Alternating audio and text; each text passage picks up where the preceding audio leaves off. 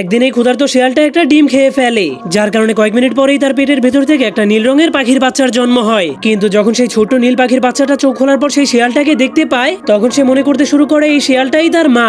এজন্য সে ওই শিয়ালটাকে মা বলে ডাকতে শুরু করলে শিয়ালটা অনেক ভয় পেয়ে সেখান থেকে পালিয়ে যেতে শুরু করে। কিন্তু তখনই শিয়ালটা ডালের উপর একটা পোকাকে পাওয়ার পর সেই পোকাটাকে নিয়ে আবারও সেই বাচ্চাটার কাছে চলে যায়। তখন সেই বাচ্চাটা জীবনের প্রথমবার এত মজাদার একটা পোকা খেতে পেরে অনেক খুশি হয়ে তার মাকে একটা কিস করে দেয়। তখন সেই ছোট্ট বাচ্চাটার ভালোবাসা পেয়ে শিয়ালটার শক্ত মনটা মোমের মতো গলে যায়। এজন্য শিয়ালটা অনেক খুশি হয়ে এরপর থেকে সেই ছোট্ট বাচ্চাটাকে নিজের সাথেই রেখে দেয়।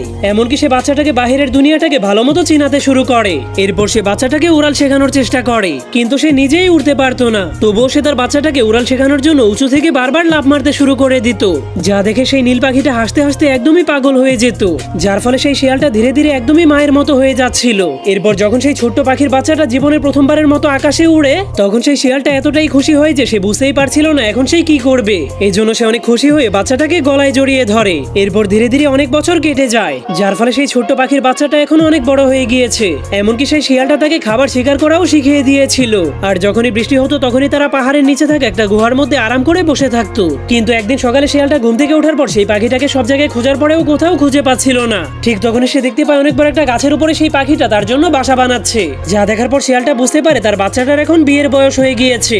এজন্য সে তাকে বিরক্ত না করে চুপচাপ সেখান থেকে চলে যায়। কিন্তু এর পরের দিন শিয়ালটা সেই পাখিটাকে নিয়ে মাছ চুরি করার জন্য একটা ভালুকের বাড়িতে চলে যায়। কিন্তু তারা কিছু করার আগেই অনেক ভয়ঙ্কর একটা ভালুক তাদেরকে দেখে ফেলে। এজন্য শিয়ালটা জীবন বাঁচানোর জন্য পালাতে শুরু করে দেয়। কিন্তু তার শরীরটা অনেক দুর্বল হওয়ার কারণে সে ভালুকটার চেয়েও জোরে দৌড়াতে পারছিল না। এরপর যখনই সেই ভালুকটা তাকে ধরতে যাবে, তখনই সেই নীল পাখিটা এসে তাকে উড়িয়ে দেয়ালের অন্য পাশে নিয়ে যায়, যা দেখার পর ভালুকগুলো অনেক খুশি হয়ে হাসতে শুরু করে দেয়, কারণ সামনে পালানোর মতো আর কোনো রাস্তা নেই। তখন সেই ভালুকগুলো তার দিকে আসতে শুরু করলে শিয়ালটা অনেক বেশি ভয় পেয়ে যায়, কারণ সে পালানোর জন্য কোনো রাস্তা খুঁজে পাচ্ছিল না।